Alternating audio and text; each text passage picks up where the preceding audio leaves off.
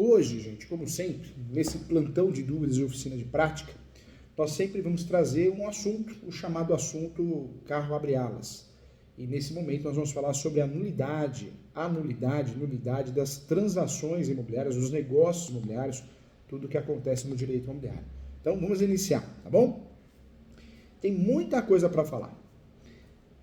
Presta atenção nessa aula, porque tem muita informação importante. Pouca gente conhece esse assunto de verdade, e esse assunto faz a diferença na vida do nosso cliente, da nossa vida. Então, vamos juntos, vamos estudar. É muito importante conhecer de verdade esse assunto, tá bom? Agradeço a você que está aqui. A ideia é sempre trazer conteúdo de qualidade para você, conhecimento, né? Eu sempre falo que conhecimento ninguém rouba da gente. Então, tem coisas que a gente não se arrepende, gente, é cuidar da nossa mente, do nosso corpo e adquirir conhecimento. Acho que isso a gente não se arrepende nunca. Vamos juntos aqui, então vamos lá. O que eu quero trazer para você nesse momento dessa nossa aula? Existe a invalidade dos negócios jurídicos. Se existe invalidade dos negócios jurídicos, é importante falar que existe a invalidade no mundo jurídico, nos negócios imobiliários. Então vamos juntos. O negócio imobiliário ou o negócio jurídico é uma relação, gente, é uma relação formada dentro dos limites do ordenamento jurídico. E quando nós falamos dessa relação formada, nós temos que ter em mente que existem duas ou mais vontades, em que os atos praticados nessa relação visam em adquirir, modificar, extinguir direitos e obrigações. Em regra, os negócios jurídicos são bilaterais. Em regra, os negócios jurídicos, as transações imobiliárias são bilaterais, com duas vontades, ou plurilaterais, com mais de duas vontades. Mas há também os negócios jurídicos unilaterais, inclusive nos negócios imobiliários, em que há uma única manifestação de vontade. Então vamos lá. Para poder estudar isso, dominar esse assunto perfeitamente, eu quero trazer para você, inclusive o professor lançou um livro, tá? Um livro muito bacana, que é o livro do professor Júlio sobre nulidade e anulação dos negócios imobiliários. Esse livro é da editora Mizuno, Nulidade e Anulação dos Negócios Imobiliários e Direito Imobiliário. É um livro que nós tratamos das teses, né, de nulidade da compra e venda, doação, toda a transação imobiliária. Essa é a ideia, tá bom? Conforme eu tinha falado para você, quanto à forma, nós temos aí, em regra, os negócios jurídicos são bilaterais, com duas vontades, ou plurilaterais, com mais de duas vontades. Mas os negócios unilaterais, em que há uma única manifestação de vontade, aparece também no negócio jurídico. Quanto à forma dos negócios jurídicos, os negócios imobiliários, a regra é a forma prescrita ou não proibida em lei, conforme se extrai da leitura do artigo 104 do Código Civil de 2002. Fato concluir, isso para as transações imobiliárias também, portanto, que a manifestação de vontade nas transações imobiliárias, no negócio jurídico, poderá ocorrer tanto de forma escrita quanto verbal, por gestos, salvo exceção toda transação acima de 30 salários mínimos, que deve ser feita por escritura pública. Então, é inegociável isso, senão não consigo registrar. Então, ponto importante também. Quando eu falo das definições, ou melhor, definição dos negócios jurídicos, inclusive os negócios jurídicos imobiliários, é importante falar que a vontade é o elemento fundamental para que os atos e negócios jurídicos se efetivem. Diante disso, certamente ele representa os desejos e anseios do agente, essa é a ideia, né? O que deve alcançar, de fato, essa vontade deve ser externada de forma livre, espontânea e clara, conforme deve ser feita nos negócios celebrados, o alcance e os efeitos desejados. Eu falo no meu livro, na minha obra, que a vontade é a mola propulsora, de fato, né, propulsora realmente dos atos e negócios jurídicos. A vontade é a mola propulsora dos atos e negócios jurídicos. E essa vontade, gente, ela deve ser manifestada de forma idônea para que o ato tenha vida normal, dentro da normalidade da atividade jurídica e no universo negocial, inclusive do direito imobiliário. Se essa vontade não corresponde ao desejo do agente, no caso vendedor, comprador, locador, locatário, o negócio jurídico torna-se suscetível de nulidade ou anulação. Tá? Então temos que guardar isso para as transações imobiliárias também.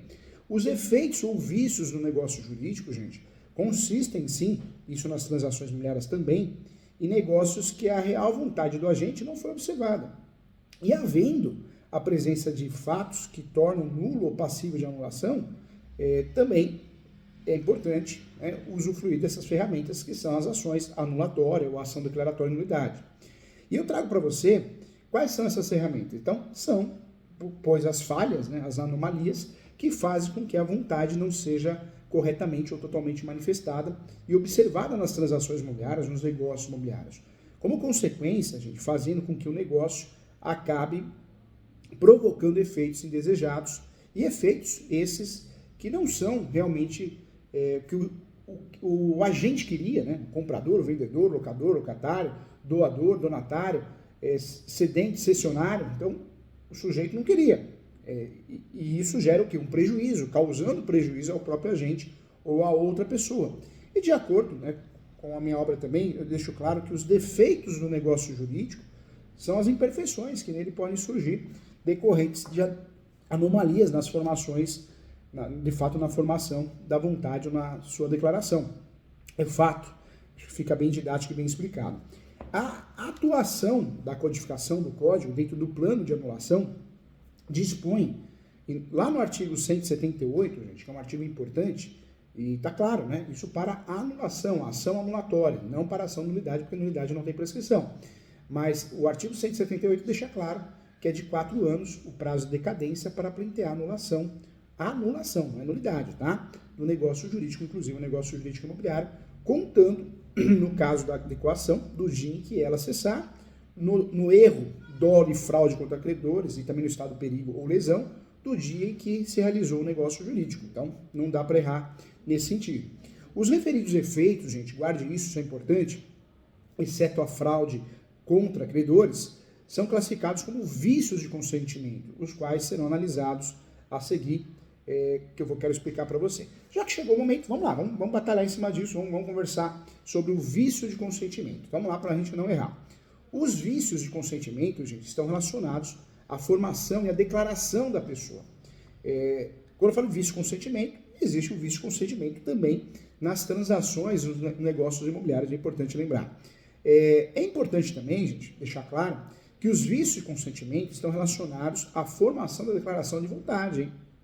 Por quê? Porque pode-se dizer que eles surgem no negócio jurídico brasileiro, inclusive nas transações imobiliárias, seja qual for, em que o declarante está viciado, havendo fatos, anomalias que fazem com que a vontade seja manifestada de uma forma que não era real e a pretensão da pessoa também. Os vícios de consentimento, de acordo com o Código Civil, que nós usamos no direito imobiliário nas transações imobiliárias também, são erro ou ignorância, dolo, coação e lesão. Não podemos esquecer do estado de perigo também. Quando eu falo de erro ou ignorância, presta atenção aqui, para não errar nunca mais, tá?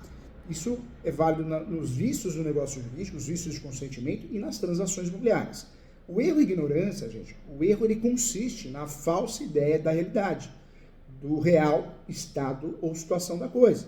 Então eu vendo uma fazenda acreditando, ou melhor, fazendo acreditar, induzindo o comprador que essa fazenda tem vários pomares, tem piscina, por foto, não sei, talvez, mas vai ver na prática que não é nada disso. Na verdade, a piscina é um chão pintado de cor de piscina, mas na verdade é um jardim de inverno, algo nesse sentido. Eu afirmei, eu dei a entender que tinha piscina, eu dei a entender que tinha pomar e não era pomar. Tudo que eu gero induzimento a erro pode ser classificado como erro e ignorância.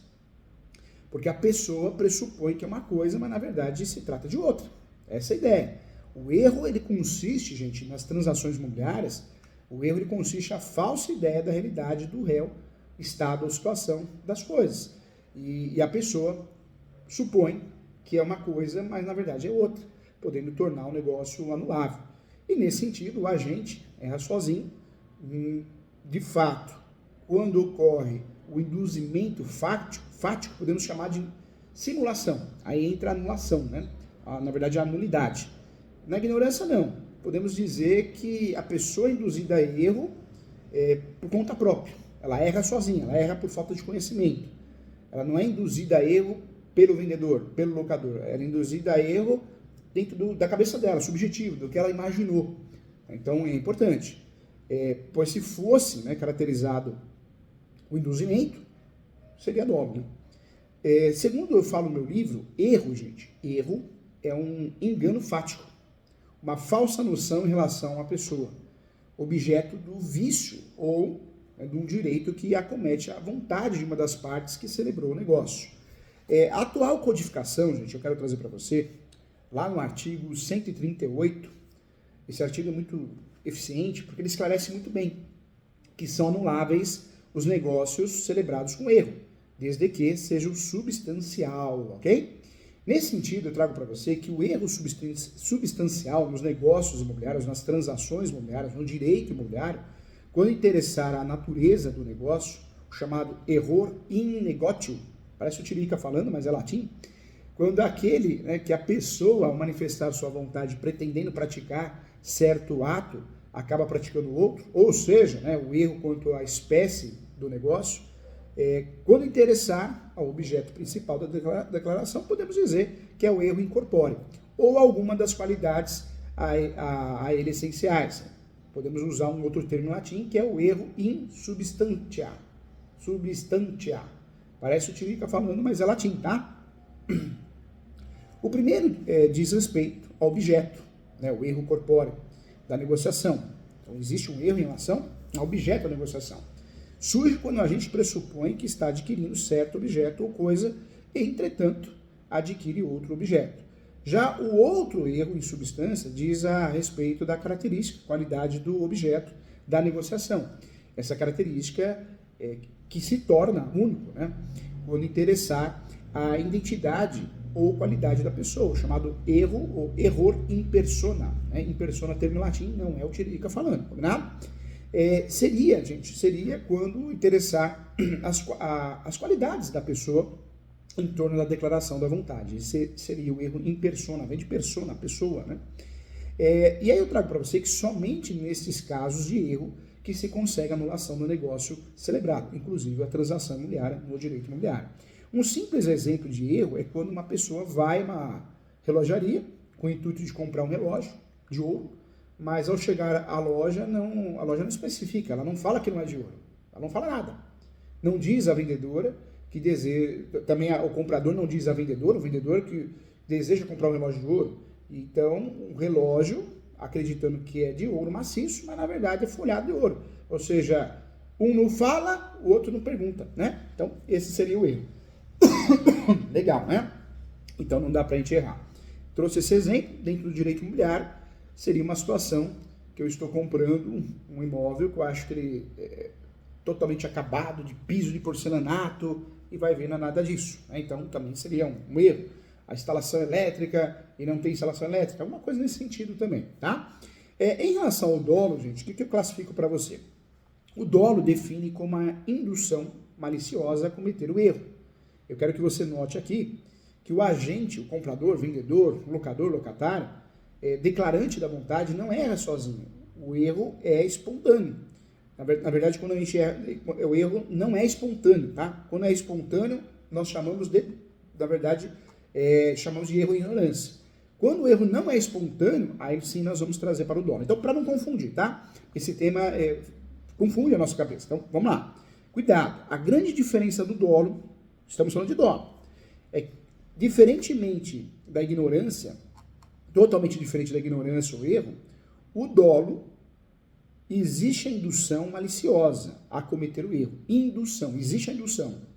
Quando eu falar ignorância e erro, não existe a indução. A parte errou sozinha, por conta própria. Não perguntou, não teve resposta. O dolo não, já quis induzir a erro. Tá? O agente, o comprador do imóvel, o vendedor do imóvel, o locador, existe um induzimento a erro. Ok? O erro não é espontâneo. No dolo. Já quando eu falo não de dolo, mas quando eu falo de erro e ignorância, o erro é espontâneo. Ok? Então, para não confundir. No meu livro eu esclareço que dolo, né, o conceito de dolo, como artifício ou expediente astucioso, tá? Astucioso empregado para induzir alguém à prática de um erro que prejudica e aproveita ao autor do dolo ou a terceiro, ok? Então, é a classificação mais robusta em relação a isso. Não podemos deixar de lado a coação, né, gente? A coação também, vício do negócio jurídico. A coação ela é conceituada, eu explico dessa forma porque fica mais didático, a coação, ela é conceituada como sendo a pressão física ou psicológica, que é usada contra o negociante, a fim de obrigá-lo a realizar atos que não lhe interessam, que não são do seu querer.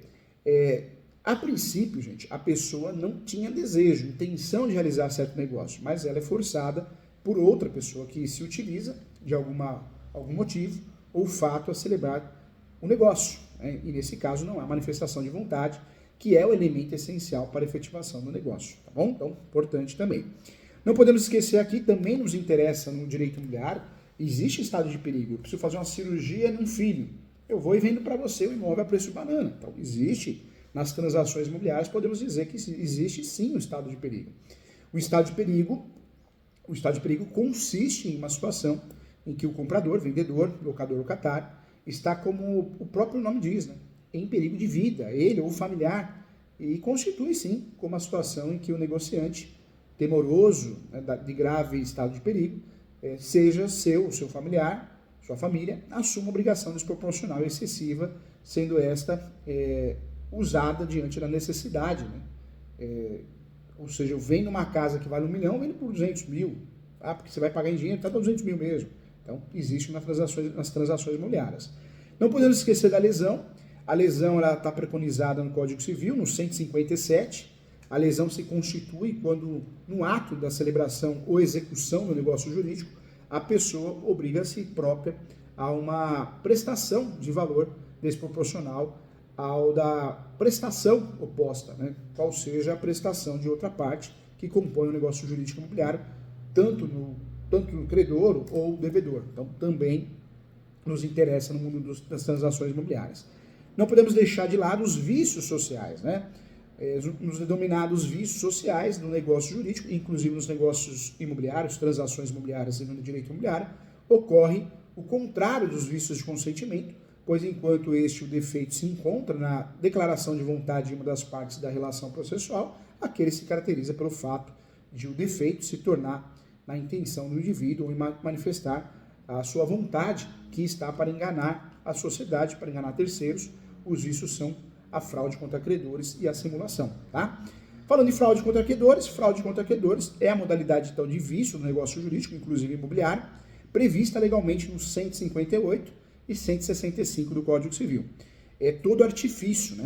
A fraude contra credores, inclusive cabe no formato indiverso, né? Incidente de desconsideração de personalidade jurídica para aplicar e usar como tese a fraude de credores, mas é todo artifício, o conceito é todo artifício malicioso, maldoso, que uma pessoa emprega com a intenção de transgredir, né, direito ou prejudicar terceiros também, tá? Então isso é importante também.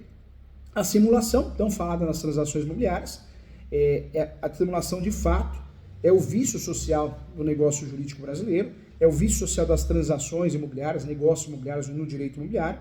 O artigo 167 classifica muito bem que é nulo o negócio jurídico simulado, mas subsistirá o que se dissimulou, né, se válido por for na substância e na forma, e haverá simulação nos negócios jurídicos quando, aparentemente, conferir, isso acontece muito no direito imobiliário, nas transações, quando conferir ou transmitir direitos a pessoas diversas daquelas às quais realmente se confere ou transmite. Eu vendo para você a propriedade, mas eu não tenho a propriedade, eu tenho a posse do imóvel. Eu poderia até vender a posse, né, cessão de posse, mas não, vendo a propriedade. Então, é um motivo para a nulidade. Quando contiver declaração, confissão, condição ou cláusula não verdadeira, também, né, então, a mesma coisa. E os instrumentos particulares forem antedatados posterior à data, tá? Não estou falando de assinatura e testemunha, porque isso pode, hein? A testemunha pode assinar um contrato posteriormente, tá? Então, de fato, é isso. Então, dentro desse estudo, gente, olha quanta informação importante, né? Eu conhecendo isso, eu consigo trabalhar com qualidade. Quando eu conheço os vícios do negócio jurídico, eu consigo trabalhar com qualidade e ajudar meu cliente. Então, é importante conhecer os vícios das transações imobiliárias. Eu vou repetir aqui para você, estou muito contente aqui, um sucesso, aqui nós temos mais de 120 alunos assistindo a aula, fico muito feliz por isso, na plataforma. Então, vamos lá, ó, a invalidade dos negócios jurídicos, isso nos negócios jurídicos imobiliários, nas transações imobiliárias, nós podemos dizer, nós temos a definição, então preste atenção, a vontade é o elemento fundamental para que os atos e negócios se efetivem, né? Se efetivem de fato. Então, é isso. Então, o grande objetivo, a definição do vício, né, ou dos defeitos do negócio jurídico, é a vontade, o elemento fundamental para que os negócios imobiliários se efetivam, tá? Essa é a ideia. Quando eu falo de vícios de consentimento, então nós temos erro e ignorância, anotou aí? Vícios de consentimento. Professor, quais são os vícios de consentimento? Erro e ignorância. Então, o erro consiste na falsa ideia da realidade, do real estado ou situação das coisas, podendo tornar um negócio anulável, ok? E nesse caso, o agente, comprador, vendedor, locador, locatário, ele erra sozinho, hein? Sozinho. Ele mesmo pensou que não era. Não perguntou, correto? Vício ou ignorância. Diferente do dolo. O dolo não. O dolo existe induzimento ao erro, existe a indução maliciosa. O segundo vício de consentimento que nós temos é o dolo. O dolo existe uma situação maliciosa, existe uma indução a erro, existe uma indução a cometer o erro nos negócios imobiliários e nas transações imobiliárias. Artigo 145 do Código Civil. A coação. A coação, importante também. De fato, podemos dizer que é a pressão física ou psicológica usada contra o negociante a fim de obrigá-lo a realizar os atos que não lhe interessam, que não são do seu querer. Tá? Então, também importante, também temos aí esse objetivo, essa tese para pedir anulação de um negócio jurídico. O estado de perigo, que acontece também nas transações imobiliárias. O estado de perigo, que seria aí mais um vício de consentimento, consiste em uma situação em que o agente, o comprador, o vendedor, como o próprio nome diz, em perigo de vida, ele ou sua família, acaba vendendo de forma totalmente desproporcional para ajudar a sua família, para se ajudar, para sobreviver, para a vida, né? Estado de perigo, vida. A lesão, nós temos o 157, a lesão se constitui, mais um motivo, mais uma tese, a lesão, outra, se constitui quando no ato da celebração ou execução do negócio jurídico, a pessoa obriga a si própria uma prestação de valor desproporcional ou da prestação oposta, né? Qual seja a prestação da outra parte que compõe o negócio jurídico, tanto o credor ou devedor, tá bom? Então é importante. Dos vícios sociais, né? Nós temos aí os vícios sociais do negócio jurídico. Quando eu falo dos vícios sociais, é diferente, né? Nós temos então os vícios de consentimentos e temos os vícios sociais, ok? Quando eu falo de vícios sociais, né? Então nós temos aí, primeiro, vício social. Lembrando que vícios sociais do negócio jurídico ocorre o contrário dos vícios de consentimento, pois enquanto, né, este desfeito se encontra na declaração de vontade de uma das partes da relação processual, aquele que se caracteriza pelo fato ou de defeito ao encontrar a intenção do indivíduo se manifesta a sua vontade em que tem, de fato, a intenção e é voltada para a fim de prejudicar o meio social, ou seja, para enganar a sociedade, né, para enganar terceiros. Então, os vícios sociais, podemos dizer que nós temos a fraude contra credores, e fraude contra credores, essa modalidade de vício do negócio jurídico, ela está prevista legalmente no 158 e até o 100 ao 165, né? É todo artifício malicioso que uma pessoa emprega com a intenção de transgredir direito ou prejudicar interesses de terceiros, então fácil de entender. E temos a simulação. A simulação também é um vício social do negócio jurídico e ela está estabelecida no 167 do Código Civil. É nulo o negócio jurídico simulado, mas subsistirá o que se dissimulou de válido, né? Se for na substância e na forma, haverá simulação dos negócios jurídicos. Volto a falar, aparentemente conferir ou transmitir direitos a pessoas diversas daqueles aos quais realmente se conferem, vender a propriedade sendo que eu tenho a posse. Também, contiver de declaração, confissão, condição ou cláusula não verdadeira, e também os instrumentos particulares forem atentados ou pós-datados também, não estamos falando de testemunha aqui, tá? Então, interessante, fica mais fácil de entender, fica mais prático, né? Fica mais leve. Então, esse tema é importante. Legal, então você queria conhecer a nulidade, a anulação das transações imobiliárias, dos negócios jurídicos. Então, conseguimos aqui, dentro do nosso tempo, tratar desse assunto de forma leve, rápida, que é o propósito dos nossos cursos, né? De jogar no mercado, né? Você precisa entender a matéria para dominar, para explicar para um cliente, essa é a ideia, né? Não é encher linguiça, né? Então traz teoria, mas muita prática, essa é a ideia, tá? Então isso é importante. Vamos lá, dentro desse mundo, o que eu quero falar para você? Então é importante, quando falamos de negócios jurídicos, é importante falar também a finalidade, a modificação, a extinção do negócio jurídico.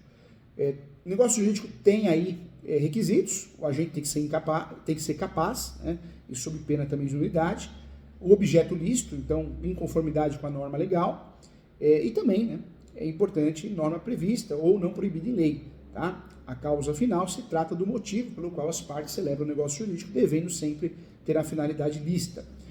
Em relação aos efeitos do negócio jurídico, gerar direitos e obrigações, acho que é o primeiro efeito, obriga aquele que não cumpre com suas obrigações a pagar uma indenização por perdas e danos, confere também o direito de ação judicial para a defesa dos seus direitos correspondentes e transfere aos herdeiros os direitos decorrentes do negócio jurídico também, salvo nos casos de natureza personalismo. Em relação à classificação do negócio jurídico, o negócio jurídico pode ser unilateral, pode ser bilateral, plurilateral. Quanto à sua titularidade, né, é importante falar, inter vivos, se for celebrado entre vivos, ou pós-morte, então, também. Quanto à sua onerosidade, o negócio jurídico pode ser oneroso, claro, há uma contraprestação, mas pode ser gratuito e pode ser neutro. E quanto à sua forma, o negócio jurídico também pode ser formal, se tiver que adotar a forma prevista em lei para ter validade, e informal, cabendo apenas partes estabelecerem livremente a forma a ser adotada, tá? Então, pronto. Esse também era um assunto que eu queria trazer na nossa aula, porque são motivos que nós podemos pedir, inclusive a nulidade ou a nulidade. Então, também nos interessa muito, ok? Então, é importante. Quero lembrar a todos que a invalidade é a expressão também utilizada para designar um negócio jurídico que não produz as consequências desejadas pelas partes e é o gênero, né, do qual decorrem duas espécies. Aí nós temos a nulidade, invalidade é o gênero de duas espécies. Nulidade, negócio jurídico nulo. E anulabilidade, negócio jurídico anulável. Não podemos dizer que nulidade e anulabilidade são as mesmas coisas. A faculdade confunde muito isso. Nós temos aí conceitos diferentes, tá? Temos princípios importantes dentro desse objeto de estudo. Os princípios da conservação dos contratos. O artigo 184 respeita a intenção das partes. Então, a ideia é sempre conservar os contratos. A invalidade seria um defeito grave para invalidar. Também outro princípio é ato inexistente, a necessidade de declaração judicial. O ato inexistente é aquele que não pretende ou não preenche os elementos essenciais à sua constituição, a constituição do contrato, também é importante. E temos que lembrar, né, gente, que nós temos a teoria ponteana e seus 3 planos, inclusive para de fato gerar, fundamentar, usar como tese, detectar, né, dentro do plano de validade. Então, para existir de fato a validade do negócio jurídico, nós temos o plano da existência, o agente, a manifestação de vontade, o objeto, forma dessa manifestação, o plano de validade, que é o agente ilegitimado, objeto lícito, possível e determinado, e temos o plano de eficácia, que é a condição futura ou incerta, termo futuro ou certo, também são condições importantes. Outro princípio que nós podemos mencionar aqui para a tese de nulidade é o princípio da forma livre. A validade da declaração de vontade não depende da forma especial, o que significa que a declaração da vontade só dependerá da forma determinada quanto a norma jurídica explícita exigir, tá? O negócio jurídico eficaz também podemos dizer que é o ato válido e produz efeitos, só que apenas entre as partes, né, gente? Não produz efeitos perante terceiros, então também é importante. Vamos lá. Então, posso pedir nulidade de escritura pública, posso pedir nulidade de registro imobiliário. A nulidade, ela atinge o interesse público, ela opera de pleno direito, ela pode ser arguida pelas partes, por terceiros, pelo MP, pelo juiz ex officio. A sentença é declaratória de nulidade, tá? E tem efeitos ex nunc. Em relação à nulidade ainda, não se sujeita a prazo prescricional ou decadencial, não tem prescrição, ok? E não convalesce também, é importante falar sobre isso. As causas do 166 do Código Civil, né? São causas importantes. Celebrado por pessoa absolutamente incapaz, o contrato é nulo. A pessoa tem que ser representada, se relativamente assistida. Se for ilícito, impossível, indeterminável objeto, vender um terreno na Lua, no direito imobiliário, né? Motivo, né, determinante comum entre as partes, se for ilícito, não revestir forma prescrita em lei, for preferida alguma solenidade que a lei considera essencial, transação imobiliária acima de 30 salários mínimos, tiver por objetivo fraudar a lei imperativa, a lei taxativamente o declarar nulo ou proibir a prática sem combinação, sanção. Então, importante, tá? É importante falar desses temas também. Em relação à anulabilidade, o ato anulável, ele atinge, vou mudar o texto agora, hein? Diferente da nulidade, ele atinge interesses particulares, ele não se opera de pleno direito. A nulidade, diferente da nulidade, somente pode ser arguida pelos legítimos interessados. A sentença é constitutiva, negativa e tem efeitos ex tunc. A anulabilidade sujeita-se a prazo, né? A intenção, a observância do 178, prazo de 4 anos, então também é importante aqui, tá? Então não dá para errar. Uma pergunta que foi feita, eu queria responder também. Professor Júlio, quando o negócio jurídico é nulo e quando ele é anulável? O fato jurídico, gente, ele é todo acontecimento natural humano, apto a criar, modificar, conservar ou extinguir relações jurídicas. Os fatos jurídicos, em sentido amplo, podem ser classificados fatos naturais, que decorrem da natureza, e em fatos, a segunda opção, fatos humanos. Então, nós temos os fatos naturais, fatos humanos, 2, decorrentes da atividade humana. Os fatos humanos, ou atos jurídicos, em sentido amplo, dividem-se em lícitos e ilícitos. Né? Lícitos são os atos humanos que a lei difere os efeitos almejados pela gente, e por estarem em conformidade com o ordenamento jurídico, produzem efeitos jurídicos voluntários, ou seja, queridos pela gente. Dentro dos atos, né, lícitos, podemos destacar negócio jurídico é um ato lícito. Pronto. Né? De acordo com o Código Civil, o negócio jurídico é nulo quando celebrado por pessoa incapaz, objeto ilícito. Então, nós temos várias teses importantes do 166 do Código Civil. O ato anulável, o negócio jurídico, além dos casos expressamente declarados na lei, por incapacidade relativa do agente, vício resultante de erro, dolo, coação, estado de perigo, fraude contra credores. Então, nós vamos usar as teses do 171.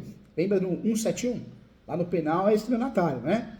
Aqui não, é ato anulável, 171. Tá? Então, ato anulável, artigo 171. Ato nulo, 166. Pronto, as teses estão aí, dá para diferenciar e com isso a gente erra menos, tá bom? Lembrando também a todos que o negócio é realizado por pessoa absolutamente incapaz, ele é nulo, hein? Ele é nulo, tá? Todo contrato temos que usar o princípio da boa-fé dos contratantes, aplicar isso, inclusive, é importante. A forma de instrumento utilizado, quando realmente requerido. O artigo 108 traz aí o contrato, toda transação imobiliária acima de 3 salários mínimos, e nós podemos pedir anulação de contrato de compra e venda de imóvel em virtude de várias teses importantes, tá? Várias decisões também importantes. Legal, fico contente aqui, muito assunto, muita informação, mas informação necessária para te ajudar, tá bom? Muito obrigado, agradeço a você, sucesso na sua vida, a intenção é fazer a diferença para que você possa ajudar o seu cliente, tá bom? Muito obrigado. Gente, finalizamos mais um plantão de dúvida aqui com muito carinho.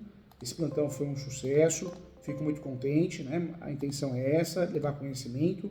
Esse plantão é o plantão de dúvidas da oficina de prática da pós-graduação de Direito Notarial e Registral, tá bom? Você que não conhece essa pós, temos alguns convidados, você teve a oportunidade de conhecer. Para aqueles que são alunos e acompanharam a aula, o plantão de dúvida, eu agradeço a participação. Um grande abraço a todos e até a próxima aula.